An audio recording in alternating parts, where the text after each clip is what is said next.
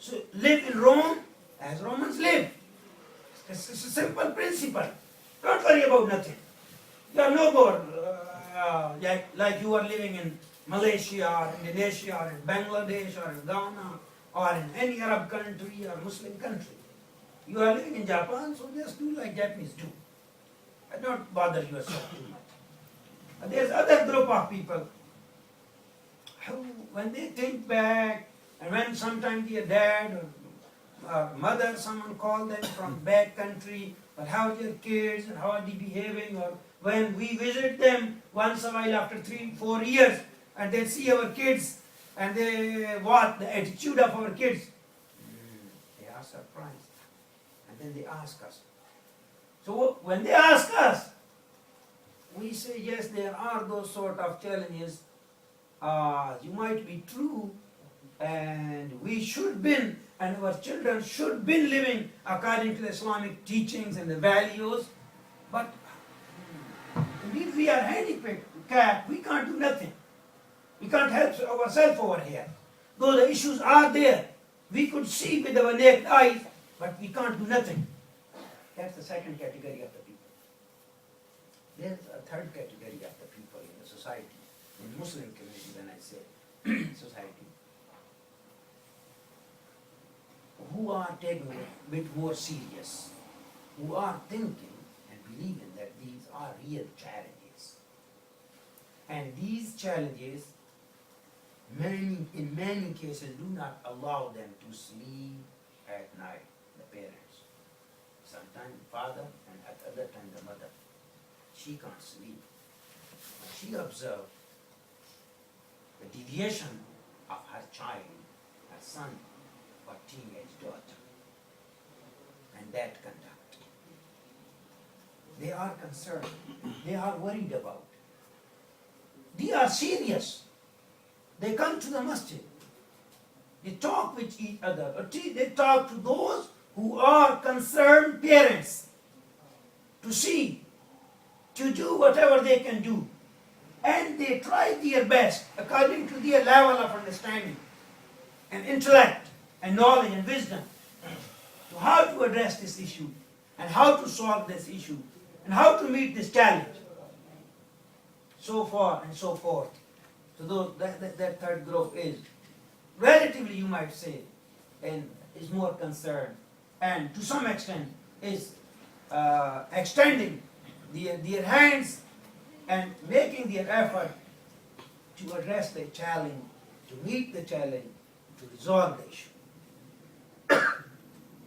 So how to resolve this issue in this society? How to address it? If I were to talk, in my observation, we got 3 major sources of education and tarbiyah in these societies. Number 1, Al-Bayt al-Islami al-Hadi, a peaceful Muslim home. Number 1. Number 2, role of Islamic center, the masjid. Number 3 is weekend Islamic school, or if you could afford, if community could decide, full-time Islamic school where the kids like is there. There are hundreds and hundreds of schools in Europe and in America being run separately by a Muslim community with their cooperation, with their unity, and with their enthusiasm, with their, because of their love of Islam and with their dedication. They are trying to their best level to meet that challenge and to resolve the issue. And now what do we need to understand? What is role specifically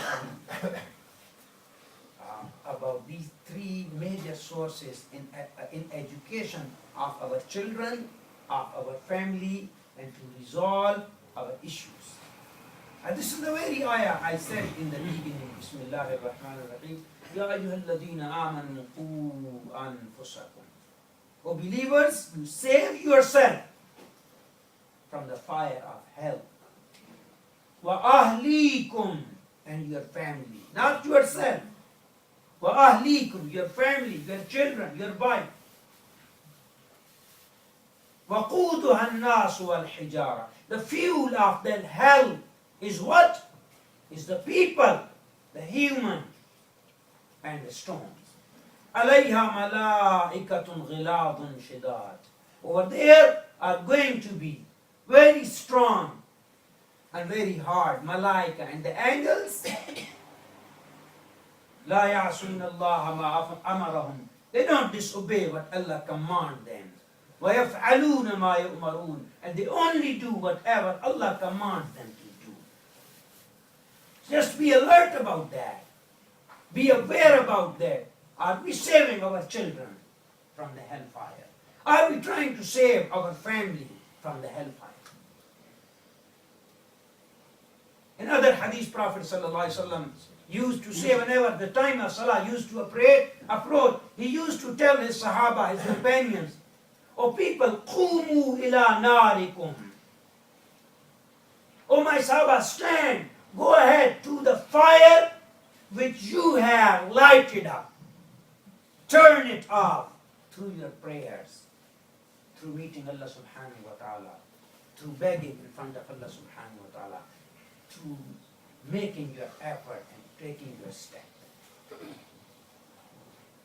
And the hadith, I said in the beginning, is Prophet sallallahu alaihi wasallam saying, Abdullah ibn Abbas is reporting this hadith, that that your children are gift from Allah subhanahu wa ta'ala for you. فَأَكْرِمُوا أَوْلَادَكُمْ, therefore you respect and honor your children. Behave nicely with them. And teach them good manners, good conduct, and manners of Islam, and teachings of Islam. So this is our obligation and duty towards our children, to teach them Islam, to teach them good manners, to teach them what we want to see in their life.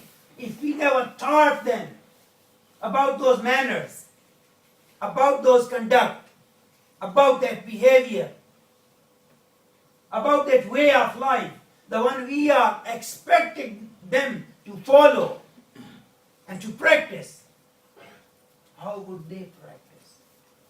How those teachings are going to come in their life? No way. So we have to teach them. We have to share with them. We have to make certain necessary arrangement for the teaching of our children, for saving of our youth from the hellfire. And here we might stop, inshallah we'll continue our talk from this point in coming Friday. And I will request all of you to come early as you could, so we could start our khutbah at early time and might be able to address more issues. أقول قولي هذا وأستغفر الله لي ولكم ولسائر المسلمين. جزاكم الله خيرا.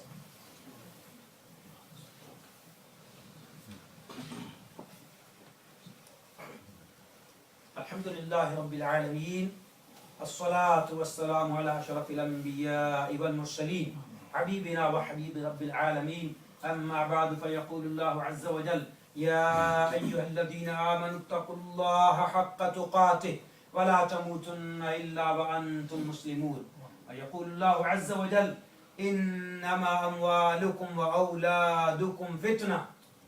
ويقول النبي صلى الله عليه وسلم: أكرموا أولادكم فإن أولادكم هدية إليكم. ويقول الله عز وجل في كتابه المحكم: إن الله وملائكته يصلون على النبي يا أيها الذين آمنوا صلوا عليه وسلموا تسليما.